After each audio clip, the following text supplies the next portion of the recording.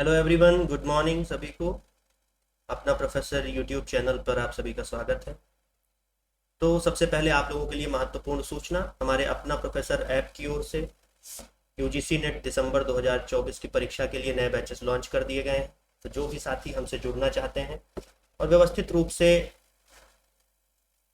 दिसंबर 2024 की परीक्षा के लिए तैयारी करना चाहते हैं वे हमसे जुड़ सकते हैं। अपना प्रोफेसर ऐप पर पेपर 1 और पेपर 2 की अलग अलग विषयों की क्लासेस व्यवस्थित रूप से चलती हैं और हमसे जुड़ने पर आपको भी कुछ ऑफर्स भी मिलेंगे। तो ऑफर्स की जानकारी के लिए आप दिए गए नंबरों पर कॉल करके अधिक जानकारी प्राप्त कर सकते हैं। तो चलिए भाई, हम लोगों की कल की क्लास जो है डिस्टर्ब हो गई थी कुछ तकनीकी कारणों से, तो आज हम उसको आगे बढ़ाएंगे और हम भारतीय दर्शन पढ़ रहे हैं। तो भारतीय दर्शन के अंतर्गत हम वेदांत दर्शन को पढ़ेंगे। वेदांत दर्शन के बारे में कल हमने थोड़ी सी चर्चा शुरू की थी, लेकिन अचानक से जो है कनेक्शन टूटने की वजह से हम लोग उसको पूरा कंटिन्यू नहीं कर पाए थे। तो आज हम लोग जो है वेदांत को ढंग से देखेंगे। तो उस संबंध में हमने कुछ बातें की थी कि भाई कितने प्रकार का वेदांत है, वेदांत का अर्थ क्या है, वेदांत का सार क्या है। लेकिन मैं पुनः एक बार रिवीजन कराऊंगा आपका। तो सबसे पहले ये जान लेते हैं कि भाई ये टॉपिक है कहाँ। ठीक है, तो ये टॉपिक आपको पेपर टू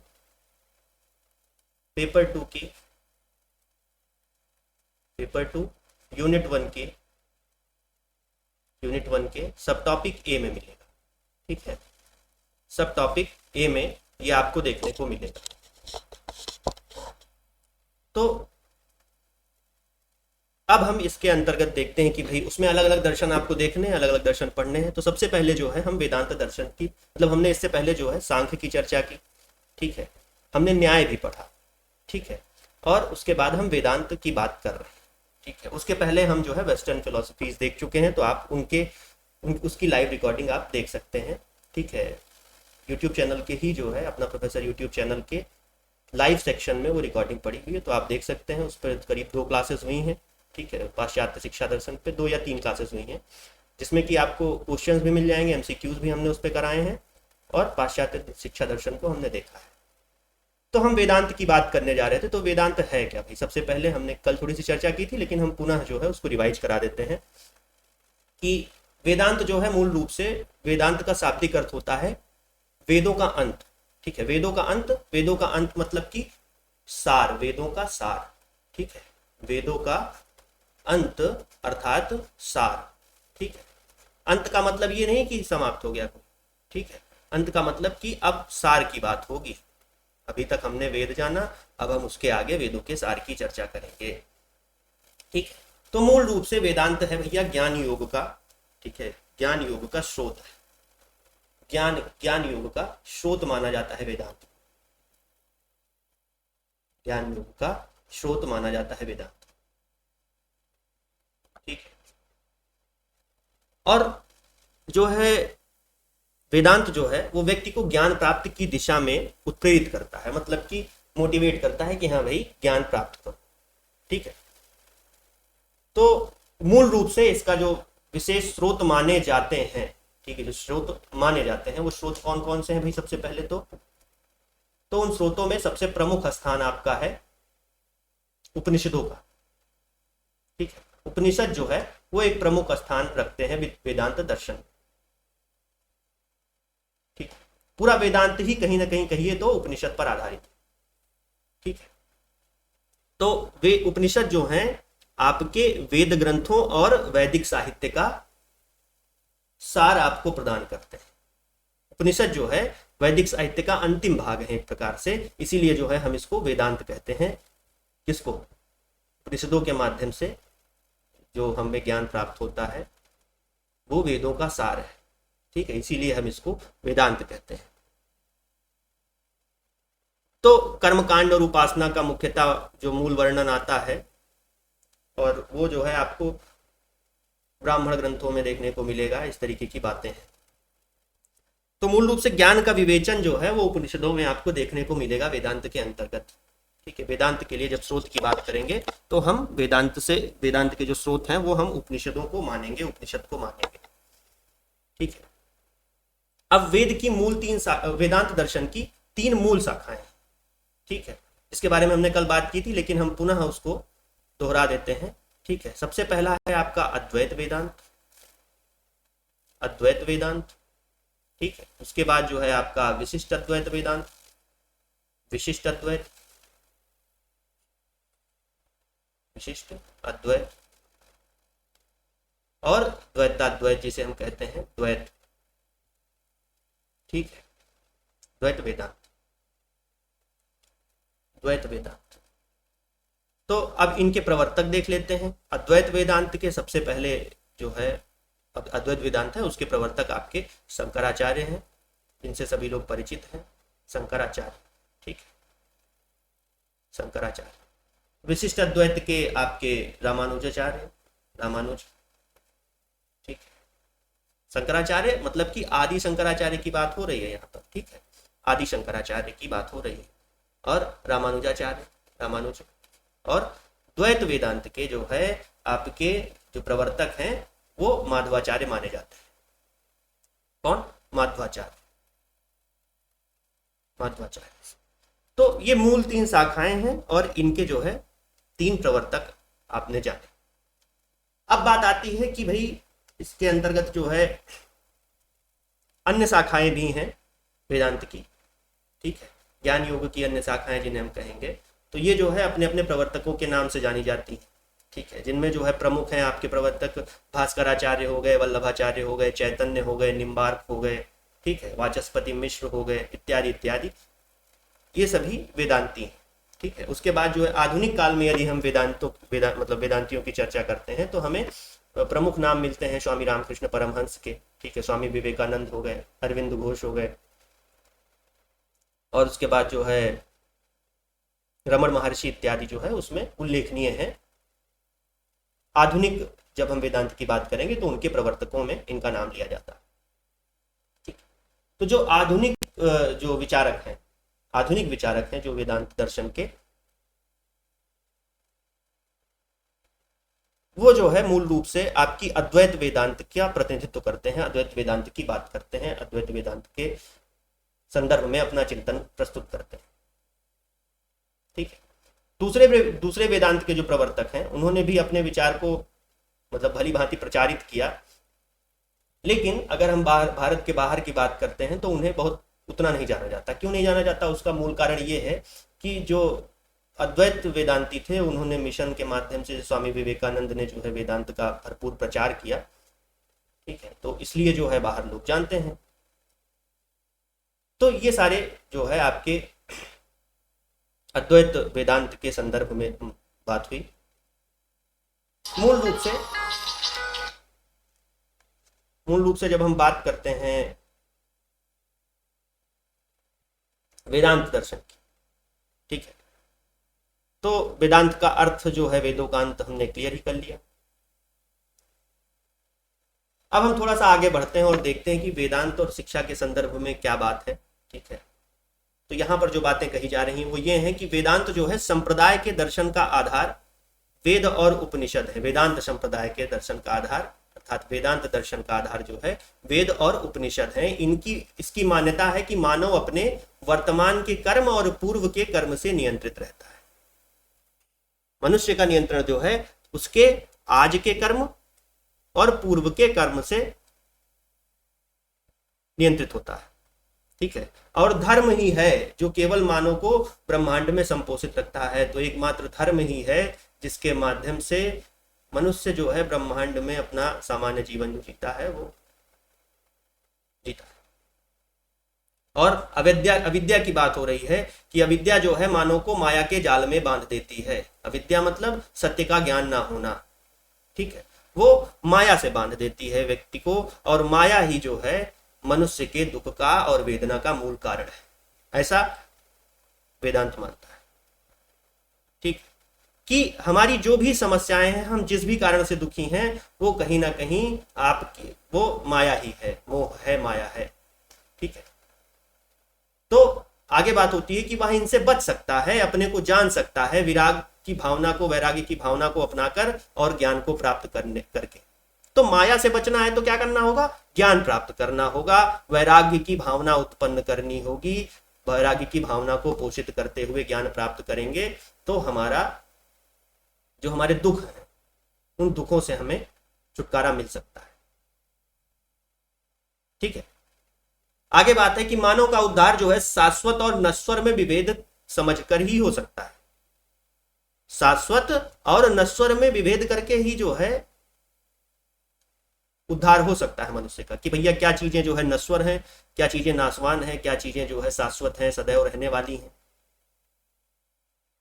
ठीक है भाई, जो चीजें सदैव रहने वाली हैं तो हम उन पर ज्यादा जोर देंगे, उनको अपने जीवन में ज्यादा महत्व देंगे, और जो चीजें नश्वर हैं तो उनके साथ माया में क्यों बंधना। ठीक है, तो मूल बात वेदांत यही बताता है। तो इसी क्रम में आगे बढ़ते हैं। तो बात होती है कि वेदांत जो है केवल सैद्धांतिक दर्शन नहीं है, केवल सिद्धांत मात्र नहीं है, यह एक संपूर्ण या आदर्श मानव बनने के लिए पथ प्रदर्शिका प्रदान करता है। ये हमारे मार्गदर्शक के रूप में कार्य करता है वेदांत, केवल सैद्धांतिक दर्शन नहीं है। अगर हम इसको अपने जीवन में उतारते हैं इनके सिद्धांतों को, तो ये भैया हमारे लिए एक व्यवस्थित मानव जीवन को चलाने के लिए, आदर्श मानव बनने के लिए ये जो है एक मार्गदर्शक का कार्य करता है। या पथ प्रदर्शिका व्यक्ति को यह निर्देश देती है कि वह क्या सीखे, कैसे सीखे। ठीक है, तो वेदांत हमें यह बताता है कि भैया हमें क्या सीखना है और कैसे सीखना है, और एक व्यक्ति जो उसका अनुसरण करता है उसे हम वेदांत दर्शन के अनुसार आदर्श शिक्षित व्यक्ति कह सकते हैं। तो भाई हर दर्शन जो है अपनी कुछ बातें करता है कि हाँ भाई शिक्षार्थी इस प्रकार का हो, शिक्षा इस प्रकार की हो। ठीक है, सभी दर्शन अपने संबंध में ये सारी बातें करते हैं। लेकिन बात आती है वेदांत दर्शन की, तो वो आपको मतलब उसको आप जो है व्यवहारिक रूप में लागू भी कर सकते हैं, मात्र सैद्धांतिक दर्शन नहीं। ठीक है, बहुत सारे दर्शन आपको लगेगा कि हाँ भाई ये तो केवल सिद्धांतों की बात करते हैं, ये इतना फिजिबल नहीं है, अर्थात व्यवहारिक नहीं है। ठीक है, उनको लागू करना सामान्य जीवन में उतना व्यवहारिक नहीं। ठीक है, ये अपने को लगता है कभी कभी। ठीक है, अगर आप भी स्वयं चिंतन करने बैठते हैं तो आपको भी काफी बार ये देखने को मिलेगा। ठीक, अब थोड़ी सी बात है कि उपनिषद के बारे में कर लेते हैं। उपनिषद जो है उनकी बात कहते हैं कि भाई वो वेद के अंत में आते हैं। तो वेद के अंदर क्या आता है? वेद के अंदर आती हैं वैदिक संहिताएं। वैदिक संहिता क्या? जो वेद हैं आपके मूल वेद, ऋजुवेद, यजुर्वेद, सामवेद, अथर्ववेद इत्यादि। और उसके बाद जो उपनिषद आते हैं, उपनिषद कौन से भैया? ब्राह्मण उपनिषद हो गया, आरण्यक उपनिषद हो गया, इत्यादि इत्यादि जो उपनिषद है आपके। ठीक है, इसे जो है इसीलिए उपनिषद वेदांत कहते हैं। ठीक है, तो इन साहित्यों को जो है बाद में लिया जाता है, इसलिए जो है उपनिषद वेदांत कहते हैं उपनिषदों को। ठीक है, तो ये सारी बातें हो गई अपनी।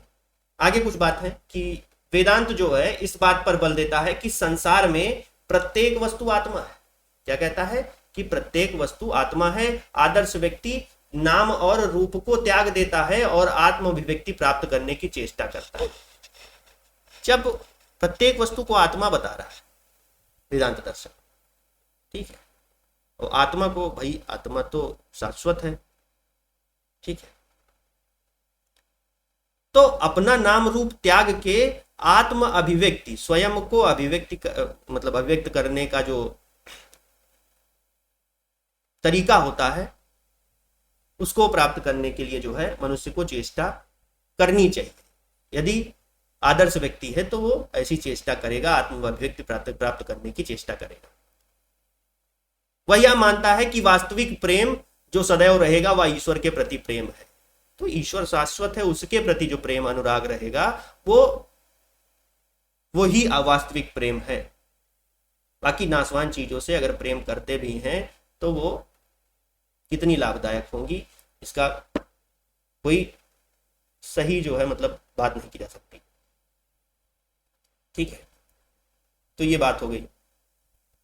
हाँ, तो आगे बात है कि भाई वेदांत के अनुसार सच्ची शिक्षा का उद्देश्य व्यक्तियों को केवल सही कार्य करना सिखाना नहीं है, वरन सही वस्तुओं से प्रसन्नता प्राप्त करना भी है। कि हम लोग जो है फालतू की चीजों में ना उलझे रहे। वेदांत ये चाहता है, ठीक है, वेदांत के जो शिक्षा का उद्देश्य है वो केवल सही काम करना ही सिखाना नहीं है कि भाई हाँ ये करिए, आप ये करिए तो आप जो है प्रसन्न रहेंगे। अभी तो ये भी बताना है कि भाई किन चीजों से आपको प्रसन्नता प्राप्त होगी, ठीक है, किन चीजों के माध्यम से आपको आनंद प्राप्त हो। ना केवल उद्यमशील होना, वरन उद्यम के प्रति प्रेम होना। वेदांत के अनुसार जो शिक्षा का उद्देश्य है, आप केवल जो है उद्यमशील ना हो, अर्थात मतलब केवल काम ही नहीं करना है, आपको अपने कर्म से प्रेम होना चाहिए। यदि शिक्षा व्यक्ति को स्वतंत्रता प्रदान नहीं करती तो वह शिक्षा मूल्य रहित है। कोई वैल्यू नहीं है ऐसी एजुकेशन की अगर आपको शिक्षा के माध्यम से स्वतंत्रता नहीं प्राप्त हो रही है, मुक्ति नहीं प्राप्त हो रही, ठीक है। सच्ची शिक्षा उस समय प्रारंभ होती है जबकि व्यक्ति जब सांसारिक प्रलोभनों से विमुख हो जाता है, कि उसे सत्य का ज्ञान हो जाता है कि हाँ भाई क्या चीजें हमारे लिए फायदेमंद हैं, क्या चीजें हमारे लिए फायदेमंद नहीं है। जब ये मनुष्य को भान हो जाता है तो जो है काम आसान हो जाता है, ठीक है, तभी असली शिक्षा प्रारंभ होती है। उसके पहले तो व्यक्ति माया में फंसा हुआ है। तो मूल रूप से जब तक व्यक्ति को ये ज्ञान नहीं हो जाता कि भैया क्या सही है, क्या हमारे लिए उपयोगी है, किस बात से हम खुश होते हैं, क्या चीजें हमको परेशान करती हैं, ठीक है, तो ये भान होना चाहिए, क्या चीजें शाश्वत हैं, क्या चीजें नश्वर हैं। जब तक ये भान नहीं होता है तब तक जो है सच्ची शिक्षा नहीं मानेगा वेदांत कहता है सच्ची शिक्षा कब प्रारंभ होती है, जब व्यक्ति सांसारिक प्रलोभनों से विमुख हो जाता है और अपना ध्यान अपने अंतर में निहित शाश्वत की ओर लगाने लगता है, जो सदैव रहने वाला है। सदैव क्या रहेगा भाई, आत्मा जो है अमर है। नैनम छिन्नन्ति शस्त्राणि नैनम दहति पावका न चैनम क्लेदयन्तापो न शोषयति मारुता।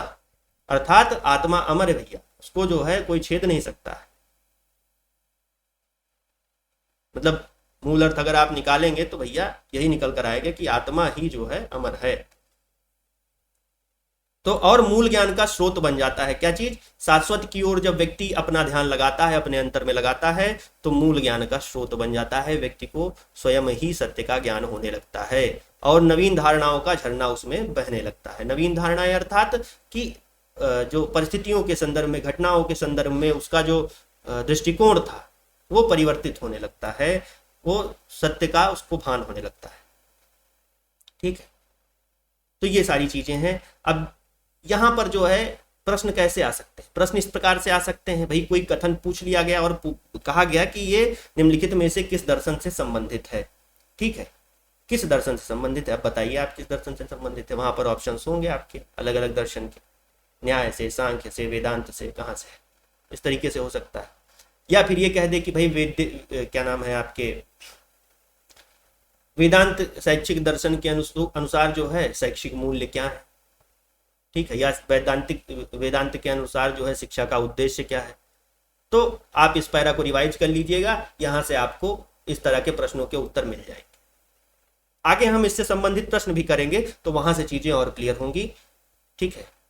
तो एक बार हम जो है सारा पूरा भारतीय दर्शन समाप्त कर लेंगे, फिर पूरे भारतीय दर्शन के प्रश्न एक साथ हम लोग करेंगे, जैसे हमने पाश्चात्य दर्शन के संदर्भ में क्वेश्चंस किए थे। आगे बात है वेदांत दर्शन जो है सूत्रों का चयन बादरायण ने किया था। बादरायण ने जो है वेदांत दर्शन के सूत्रों का चयन किया था। किसने, बादरायण, नाम याद हो जाना चाहिए, जो ब्रह्म सूत्र के रूप में प्रस्तुत किए गए। तो ब्रह्म सूत्र के रचनाकार कौन है भैया, बादरायण कह लिया जाएगा, ठीक है। शंकराचार्य और रामानुजाचार्य ने भाष्य लिखकर ब्रह्म सूत्र का स्पष्टीकरण दिया। तो रामानुजाचार्य ने अपने अनुसार, शंकराचार्य ने अपने अनुसार जो है ब्रह्म सूत्र पर जो है टीका लिखा, भाष्य लिखा, ठीक है। तो ये सारी बातें हुई अपनी वेदांत के संदर्भ में, वेदांत दर्शन के संदर्भ में शिक्षा का उद्देश्य क्या होगा। अब शंकराचार्य के अनुसार शिक्षा क्या है, आइए देखते हैं।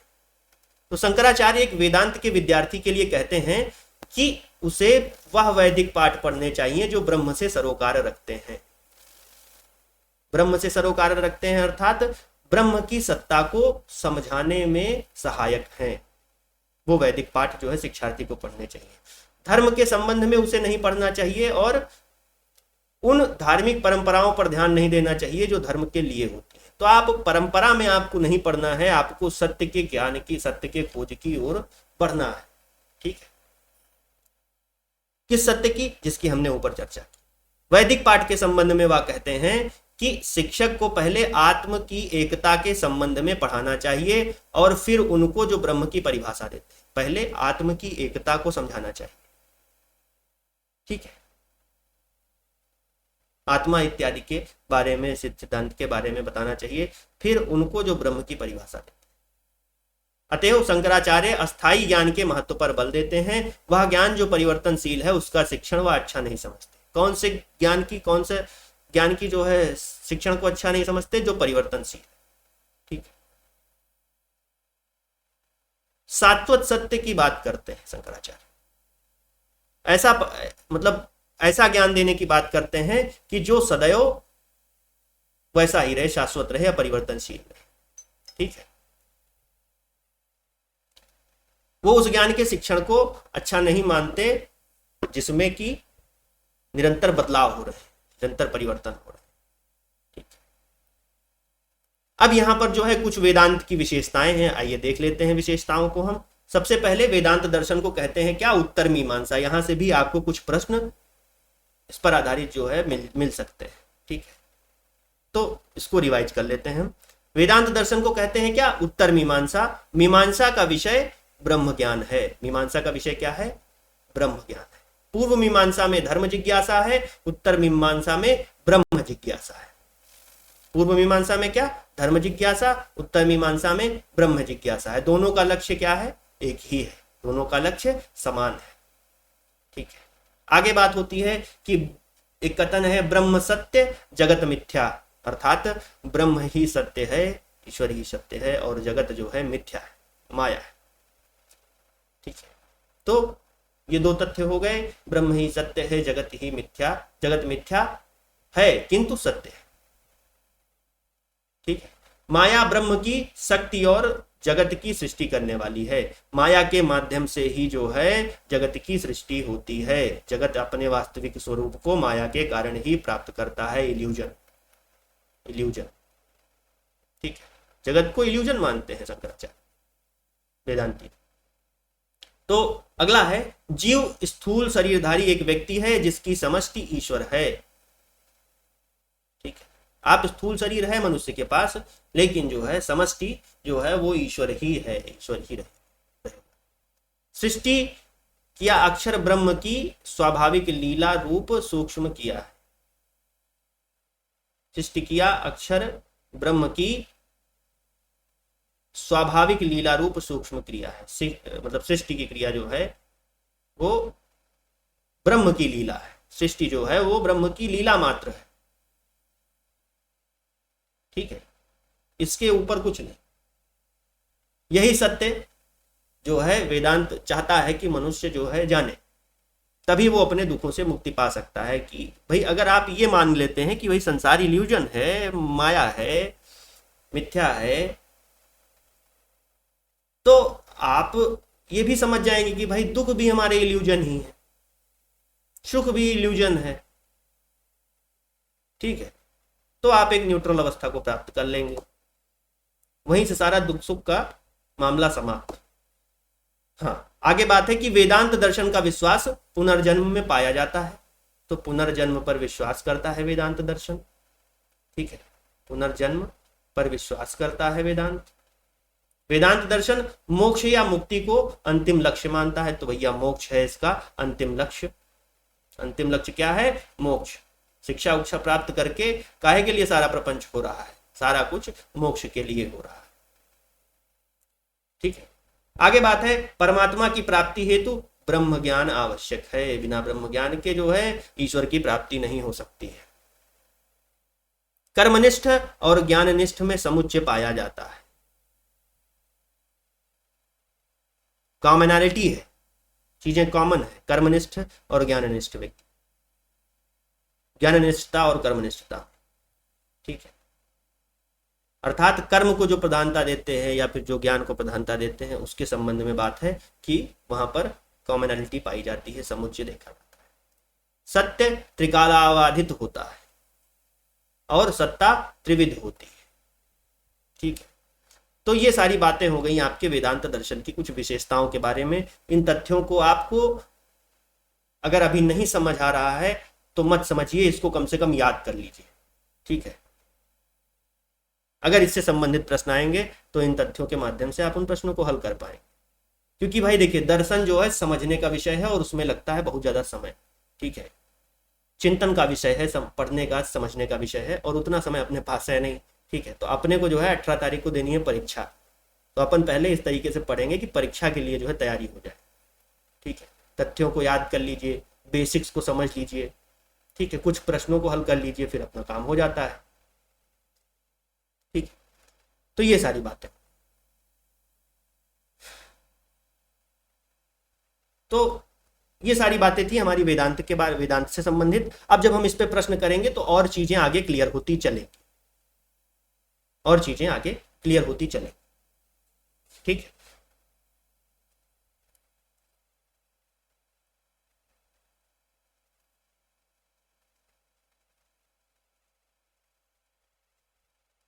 तो ये वेदांत की बात हो गई।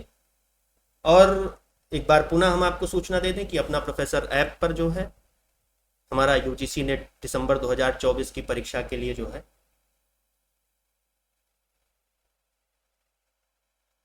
नए बैचेस लॉन्च हो गए हैं, ठीक है। और उस पर अलग अलग प्रकार के आपको ऑफर भी मिल रहे हैं। तो पेपर 1 और पेपर 2 के अन्य विषयों की क्लासेस के लिए आप जो है हमारे अपना प्रोफेसर ऐप को एक्सप्लोर कर सकते हैं और वहाँ से जो है हमारे साथ जुड़ सकते हैं व्यवस्थित तैयारी के लिए। तो आप लोग जो है दिए गए नंबरों पर कॉल भी कर सकते हैं अधिक जानकारी के लिए। और जो भी YouTube पर पढ़ाया जाने वाला कंटेंट है उससे संबंधित सामग्री प्राप्त करने के लिए अपना प्रोफेसर ऐप के फ्री कंटेंट सेक्शन को एक्सप्लोर करिएगा। वहाँ पर एक फोल्डर होगा YouTube की क्लासेस, और YouTube क्लासेस के अंतर्गत जो है आपको एजुकेशन पेपर 2 बैच करके जो है एक फोल्डर मिलेगा। वहाँ पे आपको ये सारी जो PDF जो हमारे द्वारा पढ़ाई जाती हैं वो प्राप्त हो जाए। तो ठीक है भाई, आज के लिए इतना ही रखते हैं वेदांत दर्शन। आगे हम चर्चा करेंगे बौद्ध और जैन दर्शन की, उसके पश्चात हम इससे संबंधित प्रश्न करेंगे। बहुत बहुत धन्यवाद सभी का जुड़ने के लिए। Thank you everyone.